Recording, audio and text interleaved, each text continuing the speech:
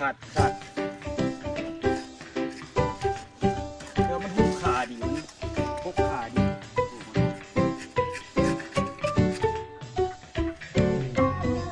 เรียบร้อยทุกคนเอ้ยเรียบร้อยแล้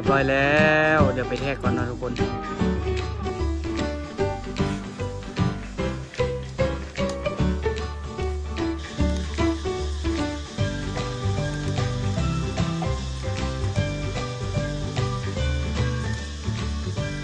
สบายดีทุกคนสบายดีตอนเศร้าเด้อมื้อนี้นี่กะสิได้ไปลงไปเฮ็ดเวียกคือเก้าทุกคนเนาะแต่ว่ามื้อนี้นี่คือสิเฮ็ดเวียกหน้าเดิมมัดมือเลยตัดเหล็กแล้วก็มัดเหล็กเนาะทุกคนเนาะเบิ่งมื้อนี้นี่เบิ่งจากข้างหลังทุกคนเนาะหั่นใหญ่เนาะมาเบิ่งอันนี้บักใหญ่ทุกคนใหญ่แท้ใหญ่ว่ะ แต่ว่าก่อนหน้านี้นี่มาเบิ่งก็คือว่าบ่ใหญ่จริงปานใดแต่ว่ามาเบิ่งข้างหลังอันนี้คือว่าบักใหญ่เนาะทุกคนอย่าเฮ็ดดีๆเฮ็ดหลายๆไว้เนาะจริงคักๆนะทุกคนโอ้ตอนนี้พอสดกะตื่นมาข้างหน้าหันก่อนละตัวยังบุทันอันนั้นเถอะกำลังสิลุกมาเบิ่งเป็นยังไงเนาะไปมา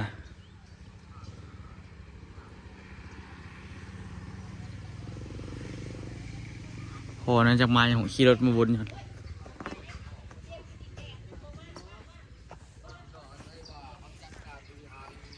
ผู้โอ้โหสดผสมปูนเรียบร้อยละผสมปูนเรียบร้อยละมื้อนี้ก็คือสิกอให้มันแล้วเนาะเดี๋ยวตัวชิมาจดรายละเอียดเนาะเอาแมทมาจดแล้วก็สิตัดเล็กนี่ทุกคน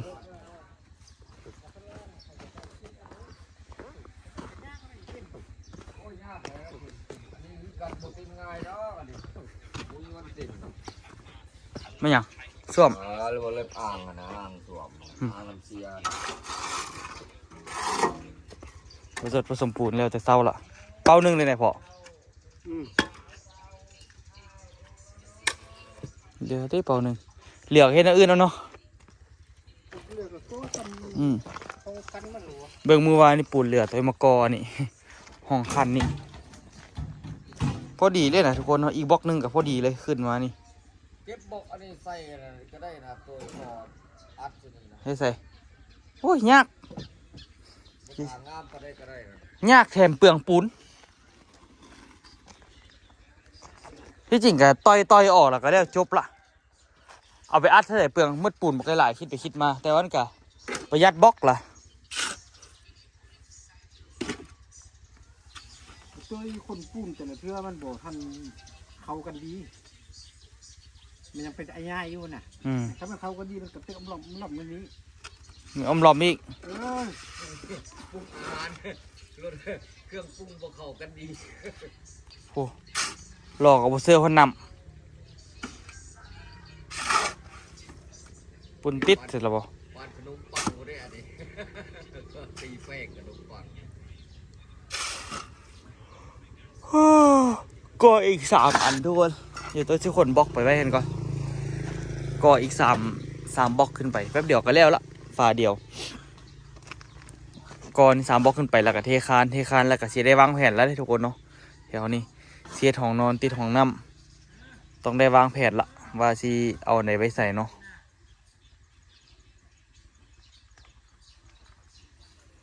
เดี๋ยวไปแล้วสิเข้าไปในเมืองทุกคนเนาะเข้าไปในเมืองไปตัดผมแล้วก็สิไปซื้อทอเพราะมันซึมอยู่นี่มันไม่ได้แปลงเถอะเดี๋ยวตัวคนบล็อกให้พอสดก่อนแล้วล่ะทุกคนเนี่ยเทคานเข้าไปแล้วก็แม่นมีแห้งละเทคานไปแล้วก็แม่นเอาดินมาถมเลยซื้อดินนำข้าเจ้าโอ้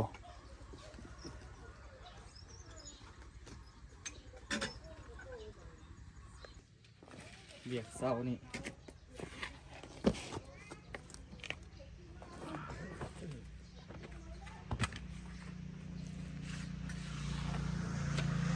ก็3 แถวนี่มันเลี้ยวทุกคนนะ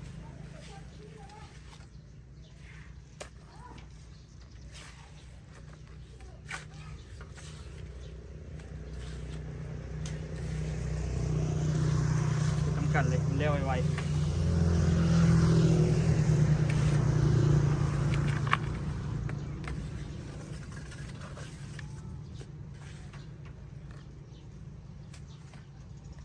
แรกๆไม่ได้เอาปูนลาดก่อนแล้วจึงวางประเดี๋ยวเลย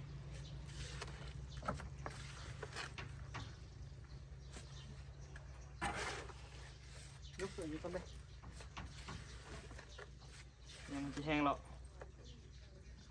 แห้งมันเฮ็ดเลี้ยวมันก็ดีนะเฮ็ดเลี้ยวเฮ็ดอันขึ้นจะมาได้ดีๆเนี่ย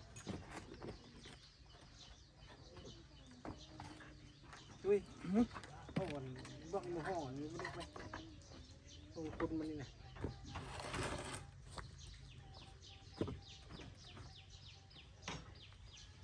อันเดียวสิเอาได้เลย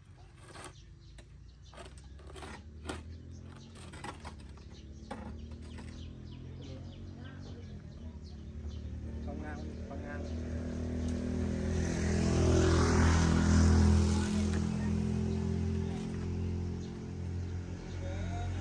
นี่เนาะ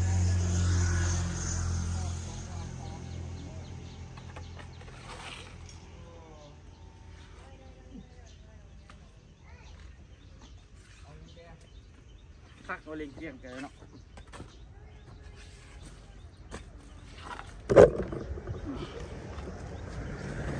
เล็งเกี่ยงมันคักเมื่อวานนี่จะลอยทุกคนเห็นอันนี้โอ้เมื่อวานถือว่าได้เวียกหลายขนาดก็อันนี้เนาะ3 อันแล้วก็เทคานตัวนี้แล้วก็ตัวนี้แล้วก็กอ2 อันนี้ แกขวดมันขึ้น ขึ้นนี่นะปวดเขียนเสื้อปูนนี่นะ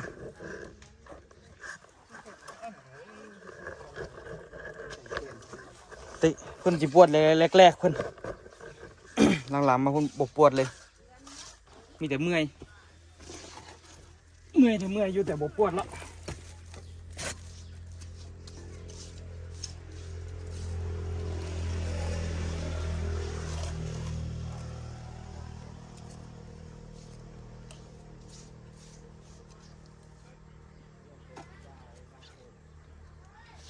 ละเอียดเนาะละเอียดยิบนี่ตอนนี้เฮ็ดทำกันแป๊บเดียวก็แล้วอันนี้เดี๋ยวตัวเฮ็ดอันนี้แล้วตัวที่ไปแทกกันนะแทกคานแล้วก็ไปตัดเล็กใหญ่เนาะแล้วก็มัดเล็กใหญ่มือนี้มือคือจะมัดเล็กเรียกเบามือนี้เรียกบนนักเรียกว่าหน้าลำคาญสิ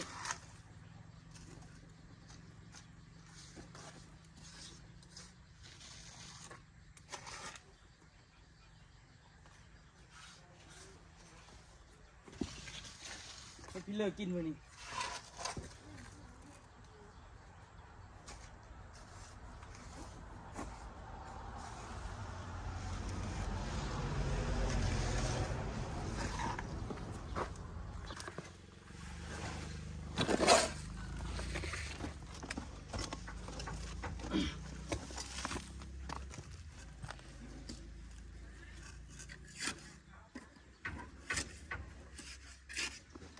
ส่งกระขาด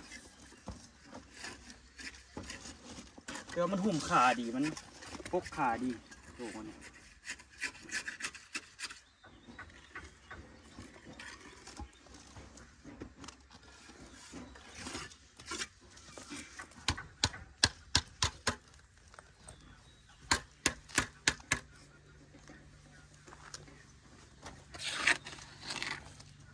สาวสวนแตงแห่งเมืองสุพรรณเคยฟังเลยขอเพลงนี้ เฮ้ย สาวสวนแตงแห่งเมืองสุพรรณน่ะ ยังเพลงยัง สาวสวนแตง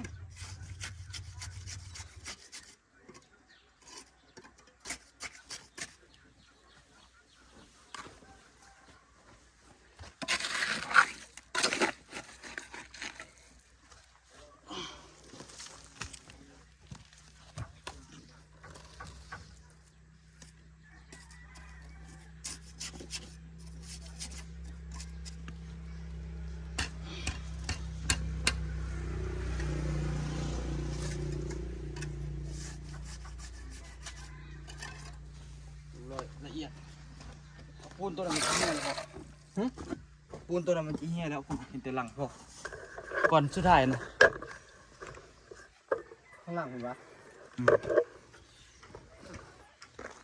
ปีให้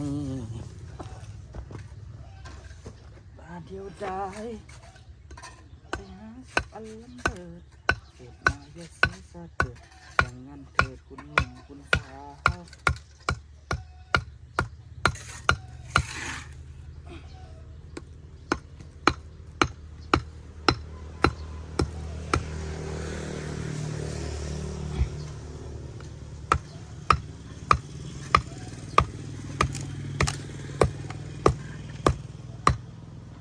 แตกยากเหรอ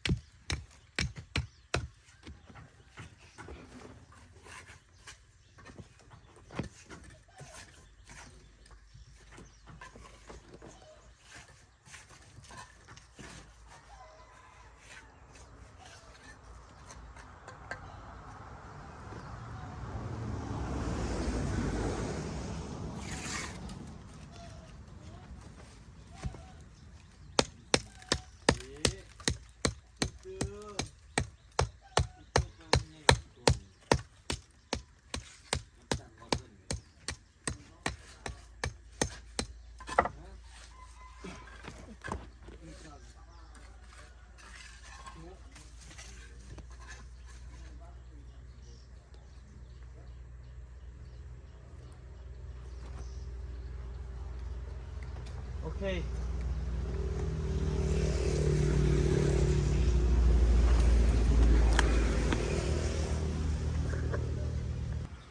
สองก้อนแล้วยางไววาทุกคน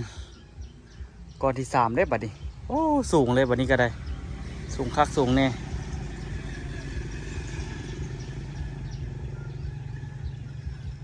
สูงเติมหนึ่งเนาะทุกคนเนาะก้อนนี้แล้วเดี๋ยวก็สิไปตัดเล็กละอาหารเช้านี้โอ้ปลาหมึกดิมันมักขนาด ตอนช่วยเขาว่าเขาเจียดอันข้าวผัดกับอัน เขาพาที่พระเจ้าที่ บ่เอาข้าวผัดนั่นแหละเขาสิคั่วเขาสิว่าข้าวผัดกับไส้กับสิเฮ็ดปลาลัดพี่ก็จะกินพอกับกอบ ตา แม่เราที่ต่ำที่ ตา เออ ตาเอ้ย เวลาเฮ็ดมื้อนั้นเราเอามากันแต่ก่อนมันมักแตงกับมาก แครอทมักเล่นเฮามีซอสแล้วก็ยามัน เพราะเขาก็เอามักแตงมาทำมาลวกแล้วกับมันเลย กินข้าวกันทุกคน เอาน้ำเจียวลูกกันที่เห็นลาดผิดครับเลย เขาก็ว่าเอาเจียวหันหลัง เรียบร้อยทุกคนเอ้ยเรียบร้อยแล้วเดี๋ยวไปแทกก่อนเนาะทุกคน เรียบร้อยทุกคนเนาะวันนี้ก็มีแต่แทกเทคานเด้อแล้วบรรทุกการละในมากอนี่อีกหน่อยหนึ่งเนาะต้องได้กอแบบนี้แหละอันนี้ก็ต้องได้กอแบบนี้ไปหาพุ่นคือกันให้มันได้ระดับเดียวกันเบิดทุกคน คือสิได้สั่งบล็อกมาเพิ่มอีกอยู่สั่งบล็อกมาเพิ่มอีกหลายอยู่อีกกันนะครับจัก200 ก้อนบุหูสิอยูบนนี้ย่านบุพอซ้ำ200ก็ได้ลองเบิ่งเนาะทุกคนบล็อกนี่คือสิบุพอนี่อันนี้เอามานี่อีกวันระดับมันเนาะค่อยๆให้ตามระดับไปปรับไปให้มันได้ทั้งมืดให้มันเพียงกับทั้งมืดนะทุกคนให้มันซ้ำๆกับทั้งมืดเลยแล้วก็เรียบร้อยแล้วแหละทุกคนซ้ำๆกับทั้งมืดแล้วก็เทข้านเนาะถือว่าโอเคให้ยังวันนี้ บนนี้กูบ่เคยรู้ บอกว่าบนนี้บ่เฮ็ดเทื่อพอเอาดินเข้าก่อนตัวคัดนี่นะ กูคือประมาณซ้ำเหนือ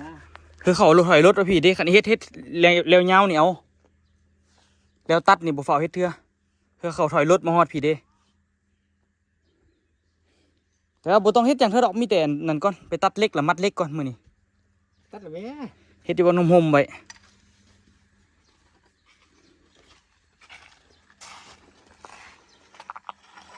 ลองยกดูบอกคั่น ลองไม่เจากัน ลองมึงดูข่อยยกหลายเทื่อแล้วยกให้เบิ่ง ได้ ลองซื่อ บ่มันจะลอง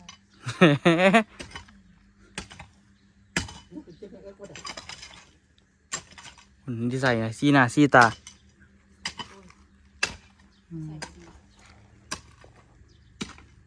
ลวงยาวนี่ก็ได้ลวงยาวนี่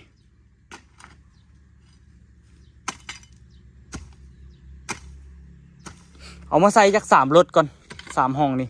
ห้องนั้นรถหนึ่งห้องนี้รถหนึ่งห้องนี้รถหนึ่งโอ้เนาะ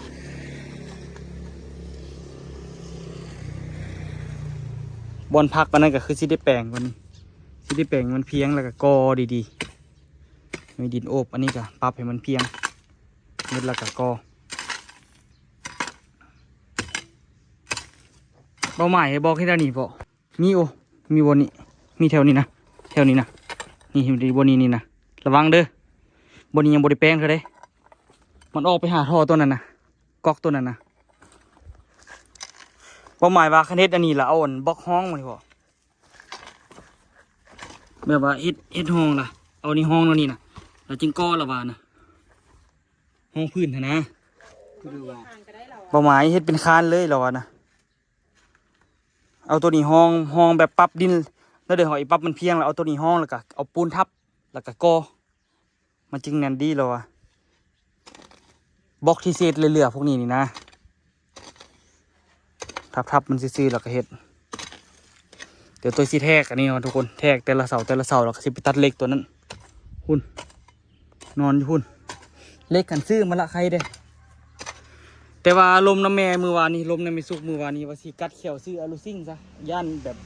สังกะสีนี่มันบางพุ่นนะทุกคนมันบางแท้บางบาละท่านติดใส่ระย่านแบบว่าสิมีปัญหาต่อหน้าฮะนะขึ้นมากอะ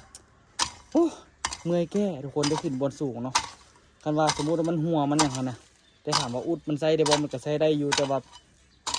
โบโหมันสิดนสินานไปเลยเนาะเอาไปเฮ็ดข้อเป็ดข้อไก่เอาไปเฮ็ดบนจอดรถซะสังกะสีพวกเก่านี่นะเนาะมันหัวในหนึ่งกับยามันอย่างประมาณนี้นะเนาะแต่ว่าพวกนี้ก็กัดเขียวซื้ออะลูซิ่งทุกคน14 ล้านทุกคน14 ล้านกับตกเป็นเงินบาทกับประมาณประมาณ 20,000 กว่าบาทเนาะแม่นบอกว่า6 ล้านแม่นแหละประมาณ 20,000 กว่าบาทขั้นเป็นดอลลาร์นี่ก็โอ้ถึงประมาณเท่าไหร่อูจักพัน 20,000 บาทละ เพราะว่า14 ล้านนะประมาณโอ้ยบวฮอดประมาณ600 ดอลลาร์ถ้าเราเอาอะลูซิ่งมามุงทั้งหมดนี่นะมันก็เป็นจำนวนที่แบบว่าหลายสมควรเนาะก็สิกัดแควสู้เอา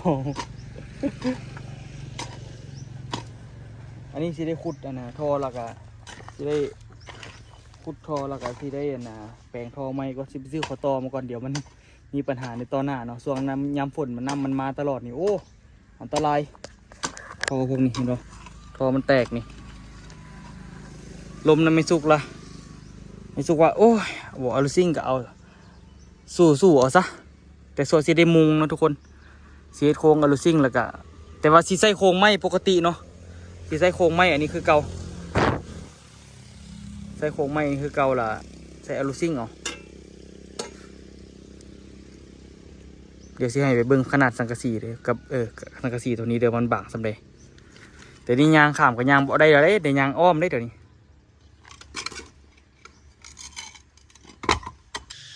มาตัดเลยทุกคน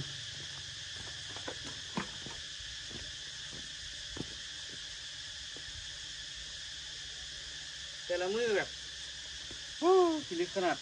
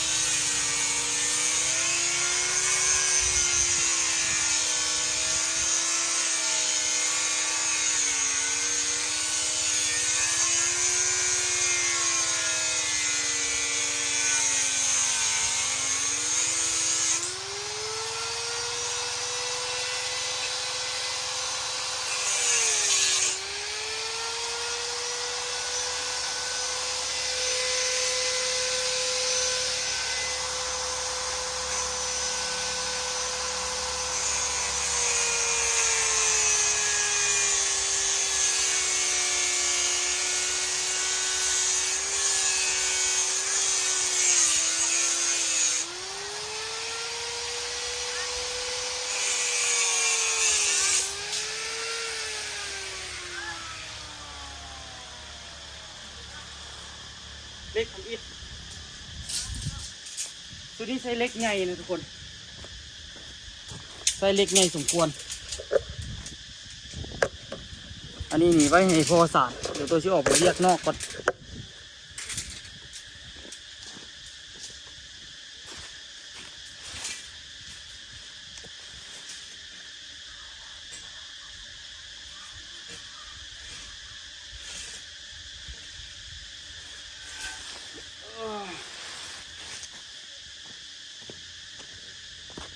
เดี๋ยวตัวชิตัดอันต่อไปกันทุกคน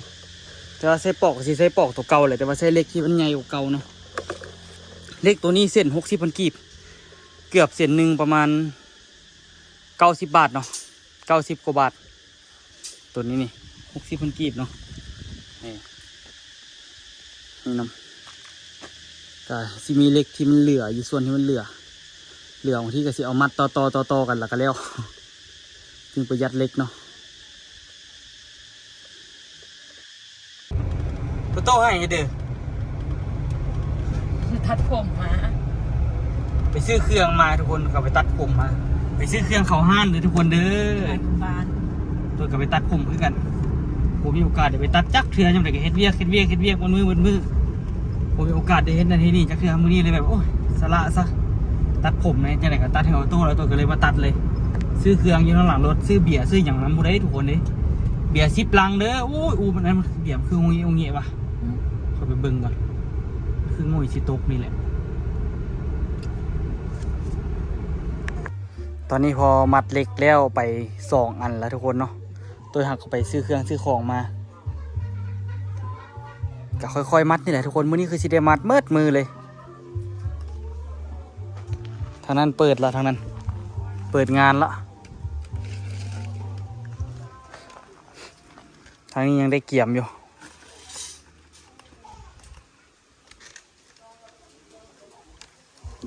ใส่เล็กใหญ่เลยทุกคนสุดนี้เล็กทั้งเทิงเนาะใส่เล็กใหญ่ทั้งหมดเลย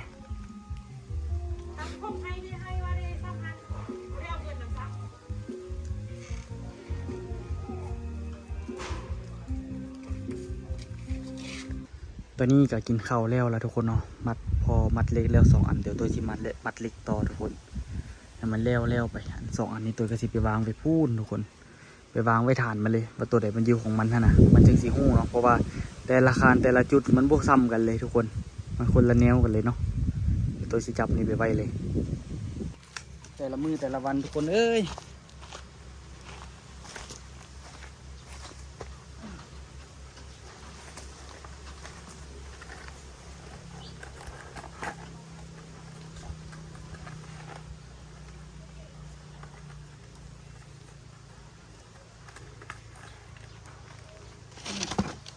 สู่เพื่อฝันเลยแท้สู่เพื่ออนาคต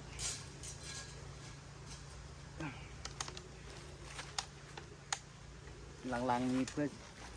สู่เพื่อลูกหลายกลัวเดี๋ยวหลังๆ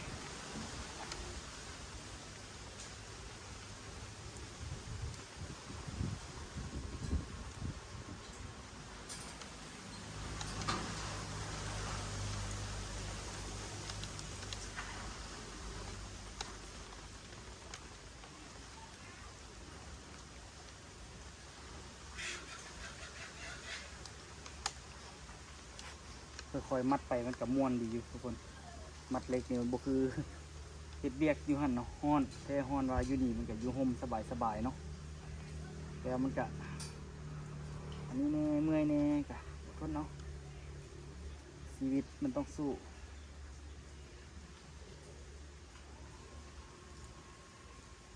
ทำไงได้เนาะ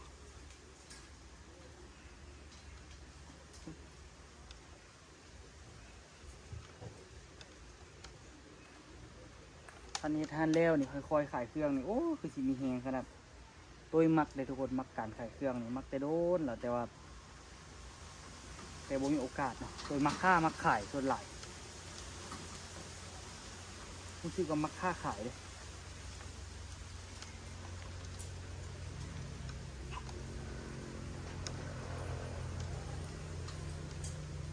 ตะกี้กับมักเดินทางเนาะแต่ว่าเดินทางกับอิ่มโตแล้วทุกคนค ค้าขายแบบนี้นี่มันได้อยู่น้ำครอบครัว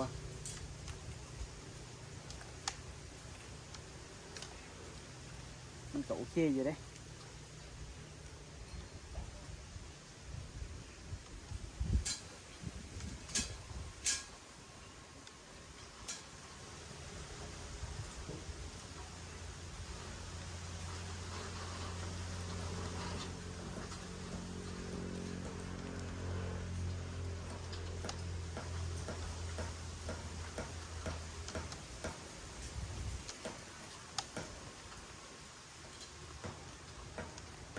เอามัดเล็กนำกันได้ทุกคนเด้อมื้อนี้มือนี่ได้แต่มัดเล็กกับแปลงแบบเท่านั้นแหละแต่ว่าตั้งใจอยากมัดเล็กให้มันแล้วมื้อนี้นั่นเด็กก็ต้องแล้วมื้อนี้ต้องให้มันแล้วเจอคนเล็กให้ไปใกล้สิเบิ่นแล้วเด้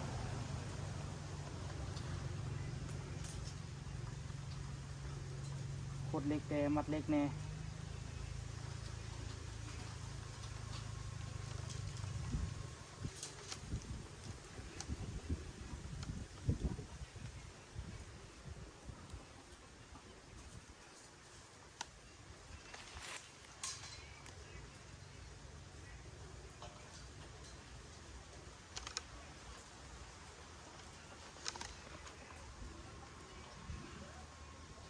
ก็สดกับกำลังบรรทมเลย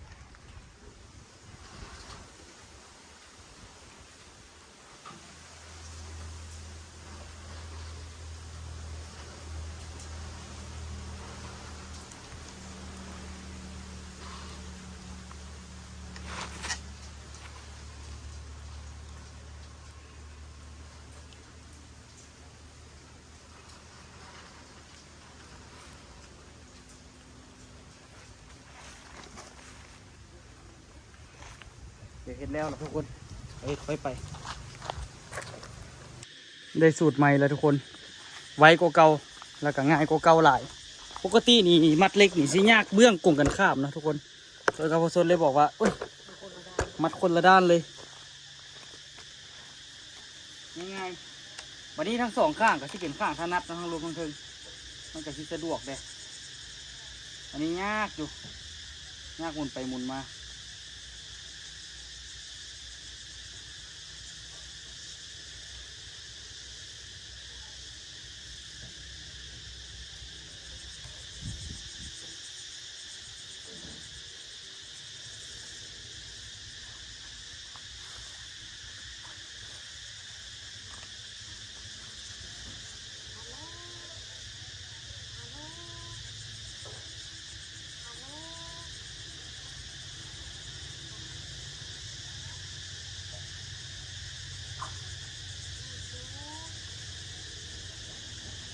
มืดแหละทุกคนมัดเล็กนี่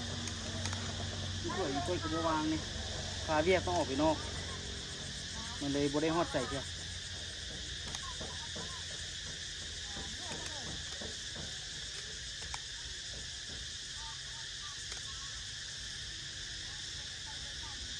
มื้อนี้กำลังคึกคืนทุกคน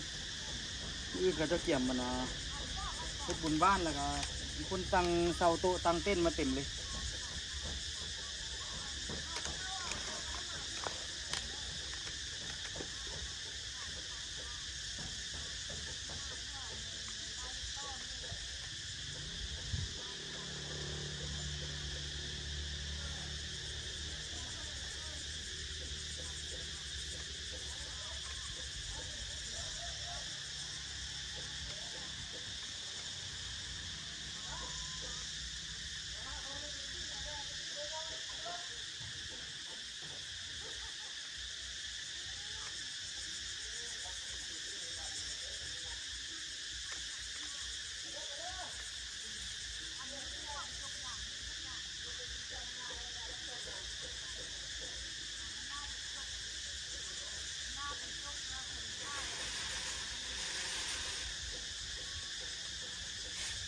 เย็นสบายดีอีกทุกคนอยู่นี่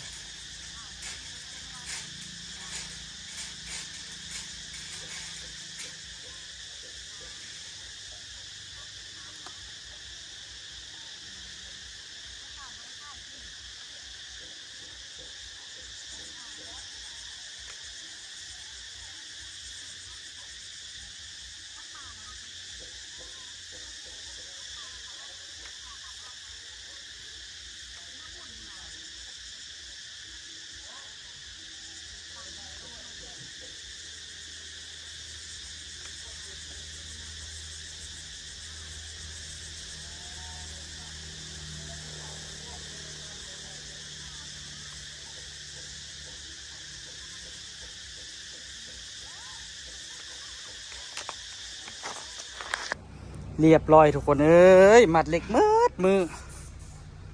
ส่วนสิแล้วสิได้เทบ่คานนี่นะใจแท้ก็อยากเจาะให้มันแล้วเจาะซีหูให้มันแล้วมัดเหล็กกับเสาให้มันแล้วเรียบร้อยแล้วทุกคนเนาะคาน3 อันมาตรฐานเลยทุกคนคือสิจ้างให้มันล่มจ้างให้มันแตกมันก็คือสิบ่แตกเลยทุกคนบล็อกใหญ่อีกเด้บ่เป็นบล็อกน้อยเด้หลายคนบอกว่าโอ้ยคือใช้บล็อกกันนะบล็อกอยู่ลาวคือใหญ่แท้เนาะนี่อันนี้มันบ่แม่นบล็อกแบบว่ามันบ่แม่นบล็อกอันนั้นน่ะทุกคนอันนี้เขาเอิ้นบล็อกคานเนาะนี่บล็อกฝาเฮือนทั่วไปเขาเจ้าก็ใช้ประมาณนี้นี่น้อยคือกันอันนี้บล็อกฝาเฮือนเนาะคืออยู่นี่ทุกคนเนาะเห็นบ่หลังต้นมะพร้าวมันเป็นบล็อกฝาเฮือนเนาะอันนี้เป็นบล็อกคานทับน้ำหนักโดยเฉพาะเลยแหละทุกคนบล็อกคานทับน้ำหนักโดยเฉพาะเนาะบ่ต้องย่านมันสิแตกเป็นบล็อกใหญ่รับประกันคุณภาพเรียบร้อยแล้วเด้อทุกคนหมดมือเอาแถววะทงมือเอามาน้ำไอ้แน่กะคุ้มได้คุ้มบ่าใส่จนเบิ่งตัวใส่นะขาดเบิดบอลนิ้วนี่บได้ตัดได้ทุกคนเนาะบอลมีแต่บอลนิ้วโป้นี่ตัวตัดนะนิ้วอื่นนี่ขาดเบิดสภาพผมไปเตาเลยตอนนี้ก็มัดเหล็กกอดหัวเสานะทุกคนเอาเล็กน้อยก็ได้เอาไปมัดเพราะว่าตัวเบียกเสียเล็กใหญ่เนาะเล็กใหญ่เอาไปเฮ็ดอื่นเอาไปมัดเฮ็ดมันดุให้มันได้เป็นดุหัดซื้อทุกคนบางคนก็ถามว่าสงสัยว่าเป็นอย่างคือโบซีหัวเสาเลยเนาะบางอันตัวกระซีอยู่แต่ว่าบางอันกับโบได้ซีเพราะว่าคิดแบบว่าเวลาซีแหละเสามันแตกนะทุกคนมันแตกมันมีซองโวตัวเลยบ่อยากกันนะซีมันเอาก็เลยเอาเล็กมาฮัดนะนี่เอาก็ฮัดกอดหัวเสาเอามันก็เป็นดุสามารถจับคานได้อยู่เนาะอันนี้เอามาฮัดเล็กอันนี้แล้วก็เอาไปกอดอยู่หันแล้วก็เอาลวดมัดเอาทุกคนเป็นเนี่ยฝากทุกคนติดตามเป็นกำลังใจให้2 ตัวโย2 ล้อพาเลาะเด้อเนาะเพื่อเป็นกำลังใจให้ตัวคลิปต่อไปเนาะมื้อนี้นี่กะบ่ได้เฮ็ดหยังเนาะทุกคนมืดมือเฮ็ดอันนี้อย่างเดียวเลยงงงักกับการมัดคานเนาะไว้เจอกันคลิปหน้าทุกคนยุ่งอยู่แต่กะเฮ็ดไปเรื่อยๆเนาะเดี๋ยวมันแล้ว